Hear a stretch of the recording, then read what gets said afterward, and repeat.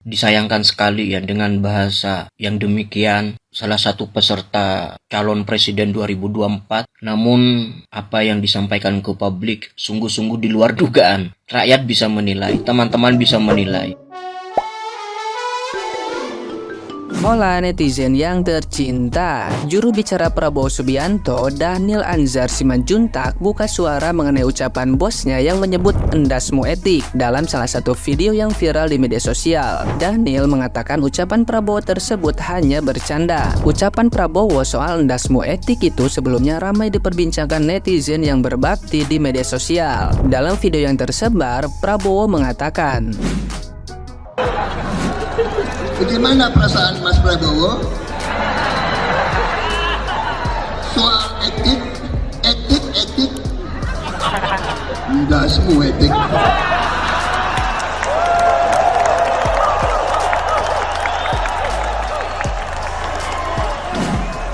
video itu diduga terjadi dalam acara internal Partai Gerindra yang dihadiri para kader. Ucapan endasmu etik ini diduga berkaitan dengan putusan Mahkamah Konstitusi atau MK mengenai batas usia Capres-Cawapres. Putusan MK inilah yang melanggengkan jalan Gibran Rakabuming Raka untuk menjadi Cawapres Prabowo kendati belum berusia 40 tahun. Imbas dari putusan ini, Ketua MK Anwar Usman yang juga paman Gibran dijatuhi sanksi pencopotan dari jabatan Ketua MK karena dianggap melanggar etik. Terkait video tersebut, Dhanil Anzar mengatakan ucapan Prabowo di hadapan kader Gerindra tersebut dalam konteks bercanda. Menurut Dhanil, tidak ada unsur serius dalam ucapan Prabowo tersebut. Dhanil mengatakan maksud ucapan Prabowo itu adalah mengajak semua pihak mengoreksi diri masing-masing dan tidak menilai buruk pihak lain. Nah, gimana nih menurut netizen yang terhormat? Silahkan berkomentar ya. Ya, tentunya kita tahu bahwa yang dimaksud sama Pak Prabowo dengan kata-kata etik endasmu ini adalah terkait debat kemarin, ya, acara debat kemarin ketika Pak Anies menanyakan soal putusan MK yang dinyatakan melanggar etik.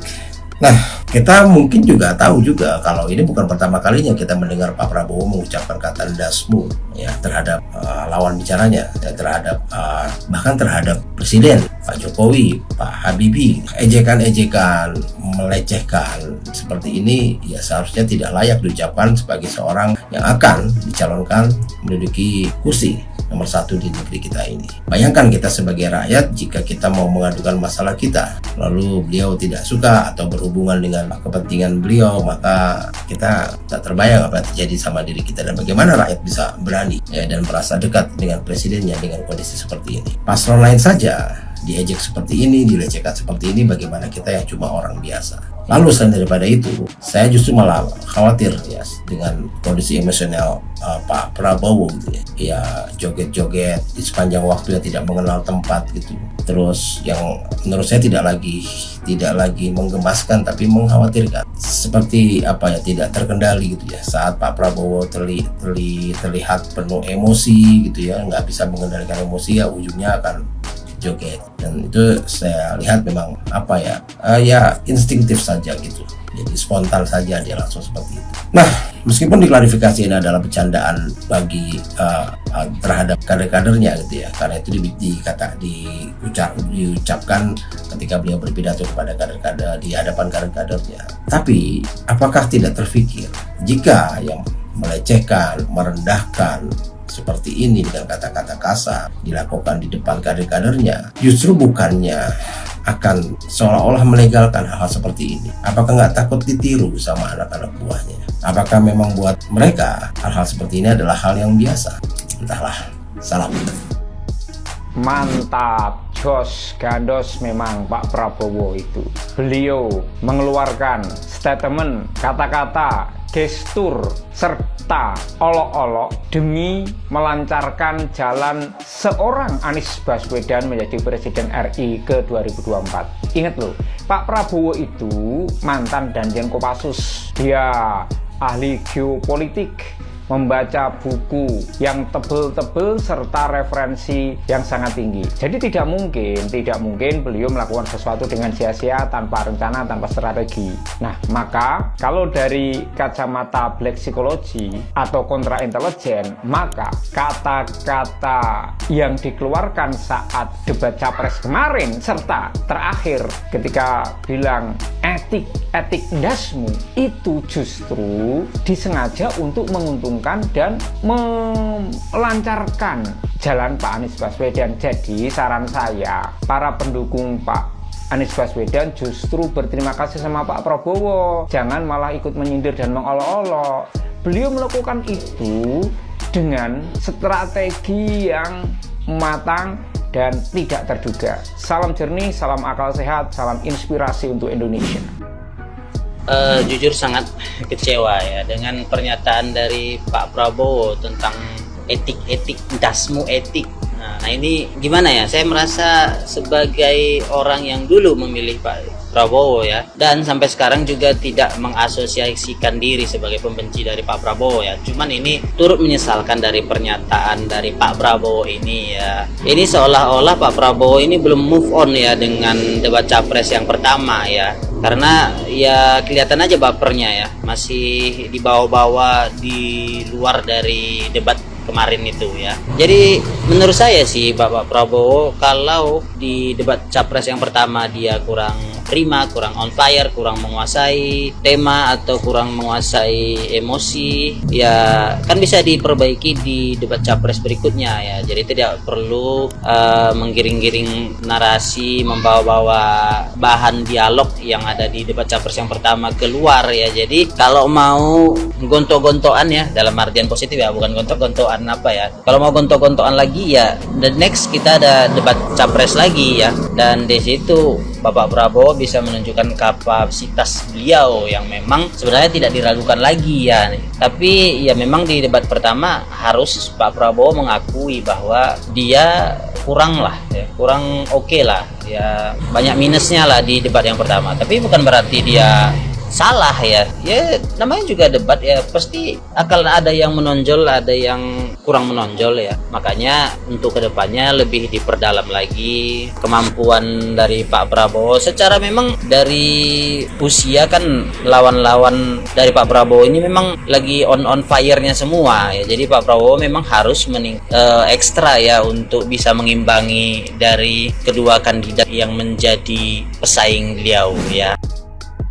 Oke, merespon dari yang Pak Prabowo katakan tadi, sebenarnya dari sini kita bisa lihat tanpa gimmick, tanpa branding, inilah sebenarnya Pak Prabowo. Yang sebenarnya kita pun sudah tahu dari 2014-2019 beliau seperti ini, tapi 2024 ini beliau di branding kayak gemoy atau lucu seperti itu. Tapi kenyataannya tetap aslinya terlihat. So mungkin ini alasan kenapa Pak Prabowo tidak pernah terpilih jadi presiden. Mungkin ada sisi lain juga, mungkin faktor kenapa Pak Prabowo tidak pernah menang jadi presiden. Kalau Pak Anies punya anak dan istri yang mendoakan, Pak Ganjar punya anak dan istri yang mendoakan, termasuk Pak Jokowi kemarin. So mungkin Pak Prabowo tidak menang presiden, apakah karena itu?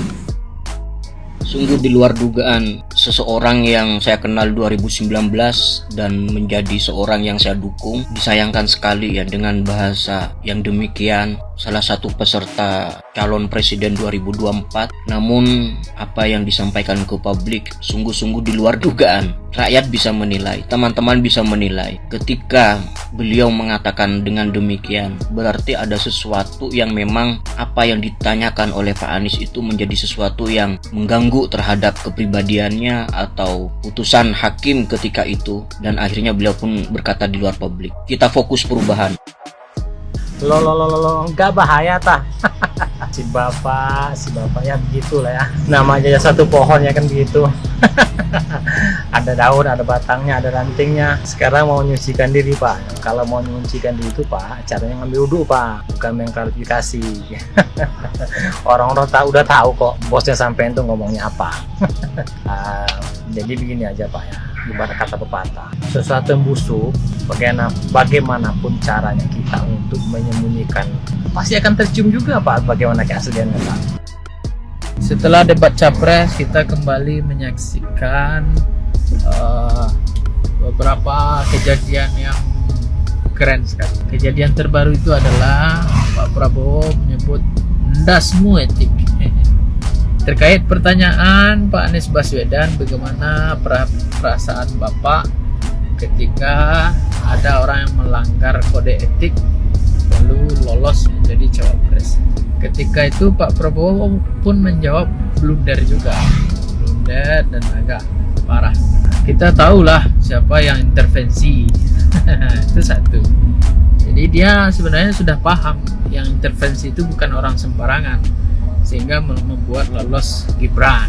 Itu yang satu. Yang kedua, saya melihat Google terjemahan ndasmu. Ndasmu itu ternyata bahasa Jawa. Saya bukan orang Jawa ya, tapi ternyata bahasa Jawa. Bahasa Jawanya itu artinya penggunaan bahasa ndasmu itu ternyata penggunaan bahasa yang sangat kasar oleh orang-orang yang tidak berpendidikan. Kalau ada orang Jawa marah kepada anaknya, semarah-marahnya orang Jawa tidak akan menggunakan kata ndasmu itu. Kenapa tidak digunakan? Karena itu bahasa yang sangat kasar sekali. Jarang orang Jawa menggunakan. Sekarang Bapak calon presiden Prabowo menggunakan kalimat ndasmu itu kepada Pak Anies. Coba bayangkan berapa parahnya jiwa orang yang mengeluarkan kalimat itu.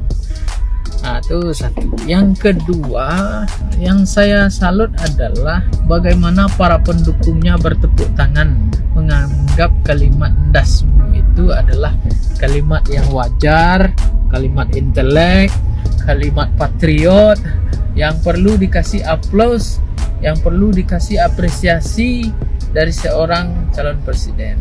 Saya heran juga tuh kenapa banyak orang berkumpul di sebuah partai besar tapi bersorak dengan kalimat-kalimat kotor yang tidak beradab yang diucapkan oleh pemimpin mereka. Tapi itulah bahaya ya, bahaya apa? Saya kira yang masyarakat harus segera sadar dari gemoy-gemoyan, dari orang yang mengatakan tidak perlu menjadi pejabat, orang yang tidak butuh jabatan tapi pengen calon presiden terus. Sepertinya perlu segera sadar. Agar apa? Agar kita tidak salah memimpin. Karena negara kita begitu besar dan beragam budaya, beragam karakter. Kalau presiden kita nanti adalah presiden yang pemarah, gampang marah, gampang memusuhi orang, maka hancurlah negeri ini. Ya. Terima kasih.